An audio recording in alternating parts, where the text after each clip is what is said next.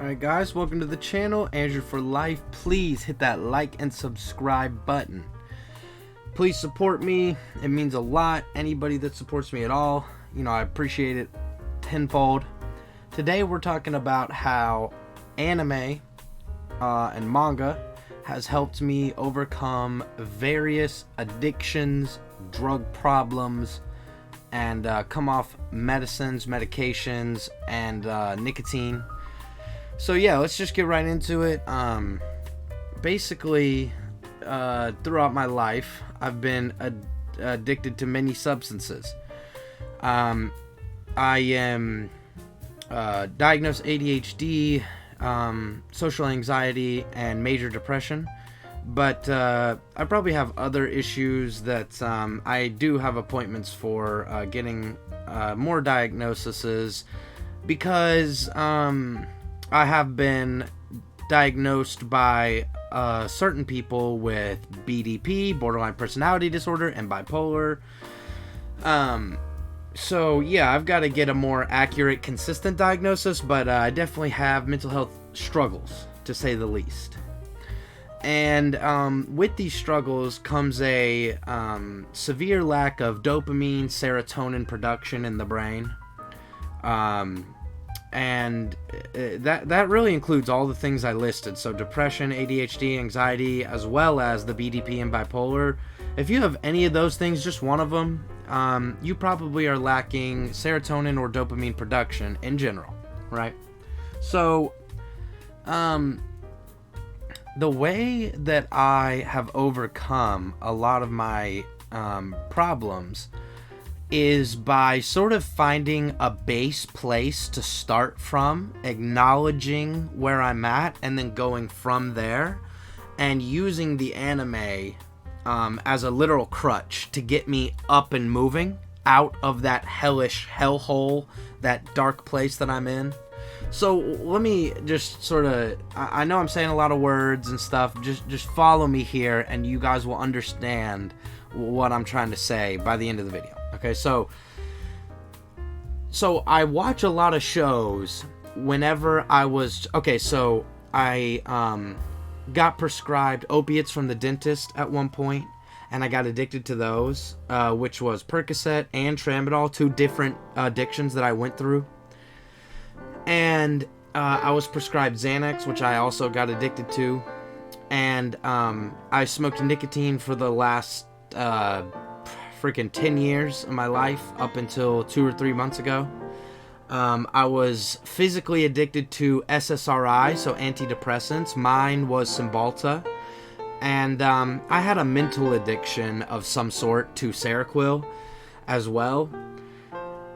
And I've had minor addictions that I had struggles with on and off, like alcohol and weed and stuff like that. But most of that was a lot less physical, a lot more mental.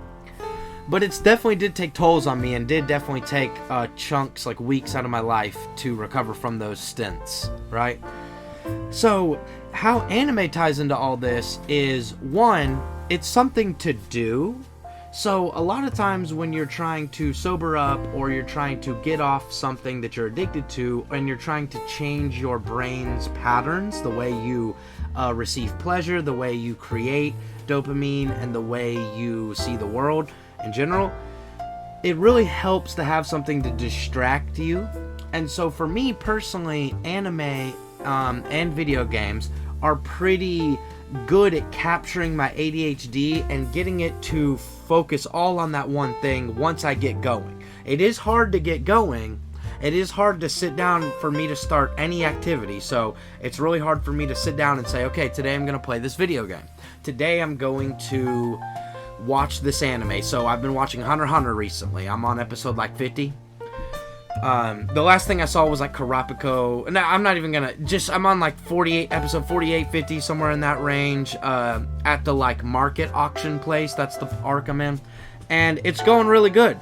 But, it was really hard to start, because all I could think about was my mistakes, my successes, where I'm at, where I want to be, how I'm addicted to things, how bad I felt for being addicted to those things. And there's just a lot of mind games that go on with addiction in general. So you need to, step one, have something to distract yourself with. Maybe even a step before that, I should say, you need to acknowledge, a step before that is you need to acknowledge what's even happening. So I would say that's really step one, and step two is the distraction. So step one is being honest with yourself. And how does that look? What does that look like? Well, let's say this.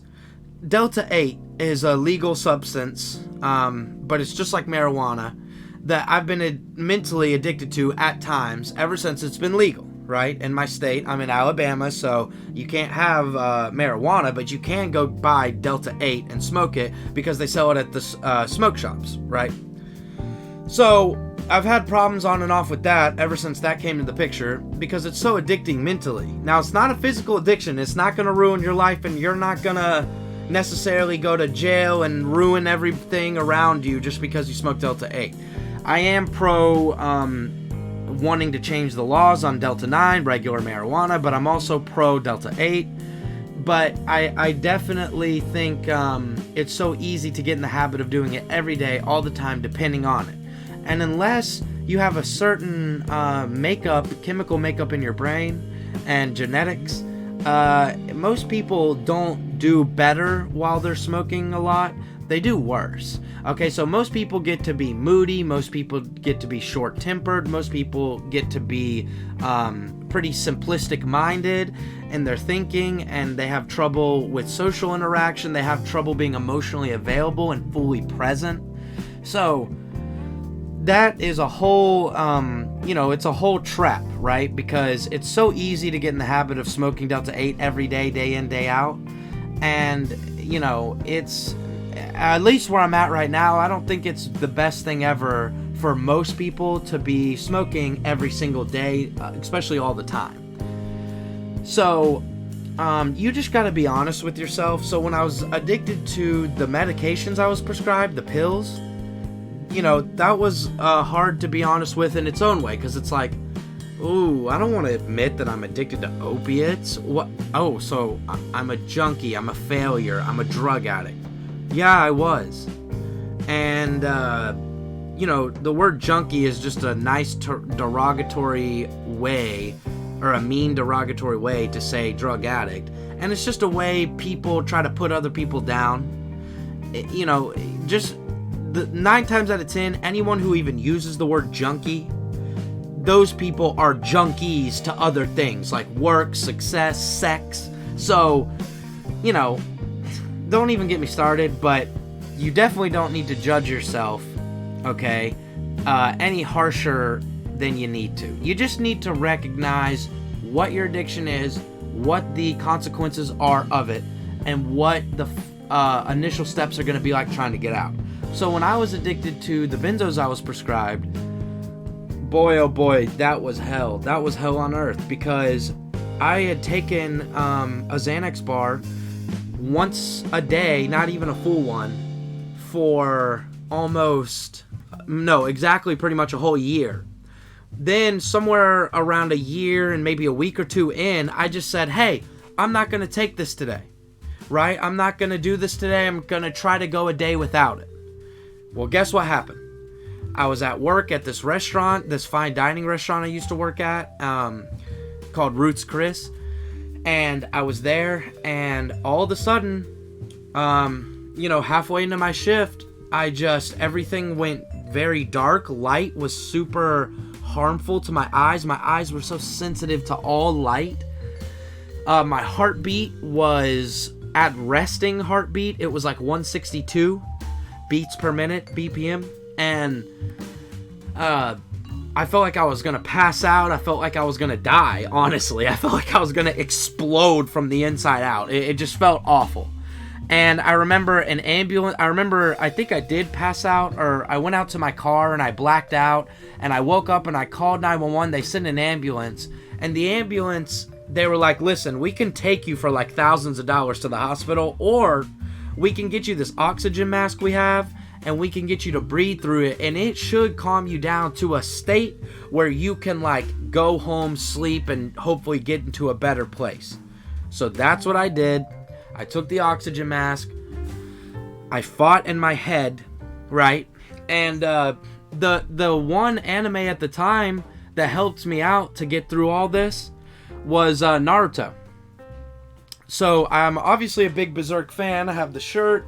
I have multiple videos on Berserk, and Berserk's popping off right now. We didn't expect to get it back, so I'm all about it right now. But I love all the anime. I love all the mangas. I'm a really big fan of the genre of entertainment, and I think it is a fantastic medium to accept fantastic stories through, right?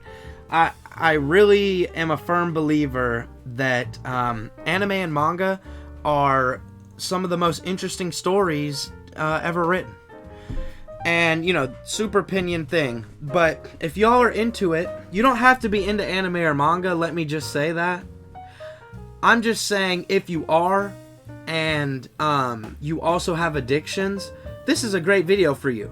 Because I can really relate to you specifically, and I can really get into the niche specific details of our suffering that you may be having now and that I went through, and I can sort of talk you guys through it, you know? And if you're not into anime or manga, it's still a good video because you can take the general life advice about addiction and how to fight it and apply it to your own, right? So, your own situation. So, with the benzos, it was hell on earth, okay? And let me just say this. I had to taper off. Manga and watching Naruto was not enough on its own.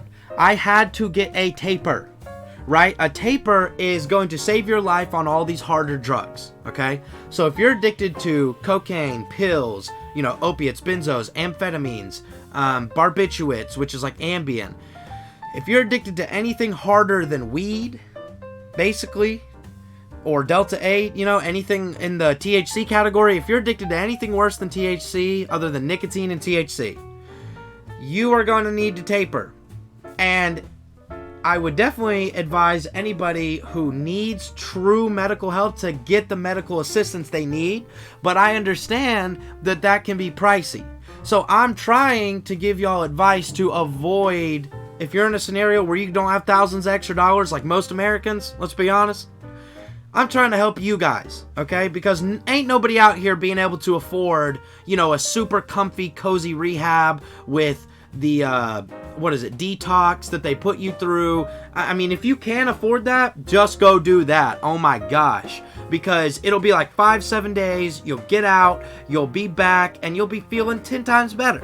So just do that. But if you can't afford that, which most people can, you gotta taper. And typically how that looks, like it looked for me. So I was addicted to 1 bar a night, a little bit less, but for the sake of argument, we'll just say 1 bar. It was probably like 3/4 exactly for like most of the time. Every now and then I would take a little more or a little less. But like I said, for the sake of argument, let's just say 2 milligrams, 1 bar of Xanax. I took that every night at about 9 or 10 p.m. for an entire year. Okay?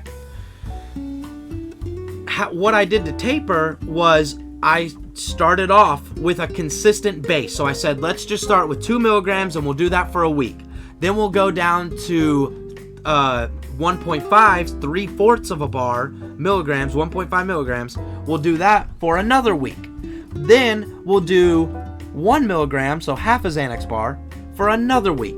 And then it can get a little challenging, so you might just shave a little bit off the half bar and do that for a week. Then shave a little more off, then do that for a week. So that's how you've got to do this. You've got to taper properly to fight your drug addiction, okay? Now, let's say you're tapering or you're just withdrawing from some sort of THC product or nicotine. You're tapering. If you're addicted to alcohol, you would have to drink. You would have to keep drinking to get off alcohol. So just stopping cold turkey on benzos or alcohol will kill you. If you do not taper, you will die. You have a very high chance of dying because you have grand mal seizures and you have heart attacks and you have all sorts of brain malfunctions that are going on, right? It all has to do with your brain not producing this stuff called GABA. And GABA is like this chemical, this happy chemical that your brain produces to regulate your emotions and your feelings. And if you when you drink a lot of alcohol, when you're drinking or when you're popping bars all day, your GABA gets depleted and your brain stops making it on its own. Okay, so what ends up happening is you become dependent on the alcohol and the Xanax to produce that GABA. That's why the withdrawals are so unbearable and terrible, because you need GABA, but you're not able to produce it. And it's going to take about a week for you to even produce a little bit of GABA, maybe 5 days if you're lucky, right? If everything's moving quick. And it's going to take about another 2 to 4 weeks to start producing enough GABA to where you're regulating again. So how this all ties into the anime and manga thing is because when I was watching Naruto, it helped me with the feelings of being an outcast, right? Because drug addiction can make you feel like an outcast, a loser, and it can make you feel like you're not fighting hard enough, or it can motivate you to fight harder. Well, Naruto's all about being a loser, an outcast, and learning how to fight and push and go forward, baby. So it helped me while I was tapering because I was able to distract myself, and then I was able to relate to the stories that a lot of these mangas tell, and a lot of them are about struggle, survival, fighting the good fight, staying consistent, rising above the social norm, rising above the expectation that you might have or may not have. So the stories like Naruto, Berserk, Chainsaw Man, One Punch Man, One Piece, all these stories are such triumphant stories, and they take you through such peaks and valleys that I personally think anime and manga has a lot to offer for someone who's struggling with addiction, because it dives into the questions: what if you really fell off the wagon? What if you really went down a dark path? Is it still possible to come back? Is it still possible to change your ways? Is it still possible to fight those demons even when you've succumbed to them? So it is. And that's such good news for people who go through addiction, because anybody facing addiction knows it feels like a never-ending cycle that you're always losing to, and it's so depressing and disencouraging. It's so unencouraging, and so it's really hard to find literature in general that is willing to take that plunge into the cold end all the way. But I feel like manga and anime always does that. It always takes you to the darkest place possible in that character's world, that character's mind, and it shows you the true, realistic sufferings of whatever they're experiencing. So the anime and manga world helped me a lot, especially during that benzo addiction phase, because I watched every single episode of Naruto because I was so it was doing such a good job at distracting me and motivating me and encouraging me. Also, for people who are not that social, who don't go out that much, or don't have a huge friend circle, this anime and manga can be a good support system, and anime and manga communities can even be a good support system. Because a lot of people in these communities have been through some real shit. That's why they look for content that provides them with some more real shit. Okay? Because they know what it's like to struggle. They know what it's like to go through hell and back. So they want to see a character that's going through hell and back. Just like with Guts. Right? I mean, Guts has been through hell and back in the Berserk story. So, I think that's one of the darker stories I've ever read. And I love it because it's like, man, my life is dark. That's just the reality of my life. So I relate, and it resonates with me so well. It's like, as I'm reading to it, I have some sort of inner spiritual response to it that's like, whoa. You know what I mean? So you've got to, so let's review the steps and what we've gone over. You've got to be honest with your situation. So if you need to taper, you need to taper. If you need medical assistance, you need medical assistance. If you don't, and you just need a good distraction, and you need motivation, and you need a support system, You just need those things, but you have to recognize what you've done, and you need to recognize it appropriately. So you can't beat yourself up. Don't get too fixated and hyper-focused on the wrongdoings and the details of your mess-ups that you did in the past. Just focus on you're trying to be better, okay? And you're trying to have a better life for yourself. Then, two, you need to find a distraction. All right, once we get through the first phase, you need to have a distraction. So that could be manga or anime, which I recommend, but it could be reading the Bible, which I like to do, but I know everyone's not a Christian, and I'm not here to shove that on you guys. I just am here to say it helped me personally a lot, but it might not be for everybody. I'm not here to force my stuff on you, okay?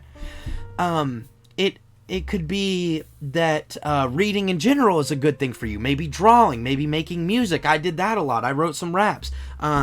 It could be film. It could be photography. You just need to find a good distraction that is also relatively healthy for you. It might not be that you're setting yourself up for a career. You know, you don't always have to align your hobbies with monetization, okay? So you don't have to draw and then make it through addiction, then become a crazy artist. Like, sure, that sounds nice. Everybody wants that underdog story. But realistically, you just need a healthy distraction, a healthy outlet, a healthy, sober person outlet that you can put your attention towards. Something that is just pure and on its own that you can just endlessly tap into, right? And for me, that's manga and anime. Third, I think it's just important to focus on your successes and recognize that any progress is a big deal, and you should celebrate, but celebrate within boundaries. And once you finally break through and you get out in the real world again, and you're ready to be sober and you're ready to function, you have to know that you can't just make your whole identity about sobriety. And what I mean by that is some people do better when they just go pure sober. And I'm not saying that's a bad thing. What I am saying is that if you're too reliant on the idea of your sobriety, and then you have a night where you drink some beers and get drunk or smoke some weed and you weren't supposed to do that, do not let that break your psyche and break all your progress, because you're better off having realistic break points where you drink and smoke a little, but continue with your overall goal of having a sober life. You're better off doing that and having weak moments than you are going like 6 months nothing and then just going right back to where you were, right? At the very beginning of all this, where it was just depressing, sad, it was habitual drug addiction that you couldn't escape. Like, we don't want that ultimately. What you want is a balanced life. So if that looks like for you sobriety only, that's okay. But if you have a relapse, do not do the thing where you guilt trip your mind into thinking you are such a bad person because you had a relapse. No, you're a human being. You need breaks. Everybody relapses. Everybody. I mean, everybody does. It's not information that anybody wants to hear, because it's like, what's the point of getting through all this if I'm just going to mess up? I'll tell you the point. Because your relapses are part of your growth. You're going to have them. However, a relapse is nothing like a full-blown addiction cycle. Going through a relapse is not the same as a full-blown addiction cycle. So if you're addicted to Xanax for a year and you relapse and take Xanax one time, taking it one time is nothing. Your GABA, your brain is still producing GABA. You are still gonna have the support system and love from the people around you, more than likely. And if you don't, you need to get a new support system. And it's totally recoverable. Even if you relapse and you have 1 week, 2 week, maybe even 1 month stints. Now, I would say it stops being just a relapse after a month. Because after a month, you are just entering willingly into another cycle of addiction. So that is more than a relapse. But what I'm talking about is specifically relapsing. You guys need to know it's okay. And that's and part of your growth is to have those relapses be fewer and farer in between each other. That's what it's all about. You just need to get to a place where these relapses are so infrequent that you're not worried about them, and your life is overall on a trajectory towards success and not failure. So, just understanding these things and using anime and manga like I have can really help you. A reason that I keep talking about anime and manga is, again, I feel like the stories can really resonate with people who are in the cycles of addiction typically. Because typically, if you're in a cycle of addiction, you've had some sort of trauma, you have probably not the greatest support system, you have, you might lack motivation and inspiration and consistency, right? These are typical things of a drug addict. So, anime and manga is willing to take that cold plunge with you into the darkest depths of a character's mind, thoughts, and experiences, and show you can rise above that episode by episode. And it's a beautiful thing, and I suggest everybody get into it, or at least try it. Because here in America and Western culture in general, we just have this whole... I know a lot of people are much more susceptible to manga and anime now compared to 20 years ago. And I grew up with manga, so that's why I'm such a fan. But I feel like if people in the West were a little more open-minded, they would have a lot to benefit from these Japanese cultural phenomenons, these stories that are told in Japan. They're really universal. It shouldn't be a just Japan thing. It should be a universal thing that everybody at least gives a chance to. So I recommend, if you're just a regular person, give anime and manga a chance. If you're someone who struggles with addiction, give anime and manga a chance to help you get out of that, provided you do the steps that I mentioned earlier first. And one of the ways I got off nicotine, and one of the ways I got off SSRIs, and one of the ways I got off of, we'll just focus on those, SSRIs and nicotine. They were both crazy hard to get off of. I was physically and mentally addicted to my Cymbalta, and I was physically and mentally addicted to my nicotine. But I didn't need to go to the hospital for it. I didn't need I didn't need medical assistance to taper off. I did taper off nicotine, and how I did that was I got a vape thing, and I mixed 0 nicotine juice with 3 milligram juice to make 1.5 milligram juice. And after hitting that for about 2-3 weeks, then I just went down to the 0 nic juice for about another 2 weeks. Then I just quit. I just tried to quit and was super successful after tapering. With the Cymbalta, I tapered as well. So I started off at 90 milligrams. I went down to 60 milligrams, and it was rough. And then after 2 weeks, I went down to 30 milligrams, and that was rough. Then I went from 30 milligrams to taking the little beads out of the capsule and taking what I would assume was about 15 milligrams, 10 milligrams, then basically nothing. And now I'm on nothing. I would suggest, if you get off anything, anti-nausea medicine as well. That saved me a lot of trouble, and it helped me through a lot of the tougher days. Anti-nausea medicine for all withdrawals can help you a ton. So, between anti-nausea medicine, being honest about your situation, tapering, distracting yourself, not beating yourself over relapses, I hope I have given y'all some solid advice here to follow moving forward with addictions, struggles with addictions, and addiction cycles, and how to break them. Because I'm not perfect. I am a fuck up by all accounts. I have not lived up to my potential by any means. So I understand the struggles. And I just want y'all to know that I'm a person who's telling you it's totally possible. You can beat this. You can do this. And I'm a living example of that. And I hope that all the things I've said have helped anybody anywhere, because I just ultimately want to help. So, thank you guys so much. I've been getting crazy support on the channel recently. I mean, it blows my mind. And I thank God, and I give the credit to God, but I also give the credit to my viewers who take time out of their day to like listen to some random guy who's not popular, right? To give me attention where I don't deserve it, and to like my videos where I may or may not deserve it, and subscribe to my channel. So please guys, like and subscribe because it helps me out a ton.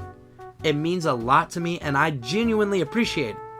I just want y'all to know I genuinely appreciate any interaction, any support. It is so, like, I'm always mind blown. When I get one like, I'm always mind blown. Because it's like, I'm just some kid from Alabama who barely knows anything. And people support me from all over the world. So, you know, thank you so much. Thank you if you watched this whole video. You are the true GOAT. And, yeah, I hope I can help somebody with my advice, with my rantings. And I appreciate you guys stopping by. Struggle on and fight on in your struggles. I personally believe if you turn to God, He'll help you. And if you don't, you can help yourself. That's the crazy part. You can help yourself. So, thank you again for any support. Like, subscribe. And yeah, I appreciate everybody's time. Have a good one. Peace.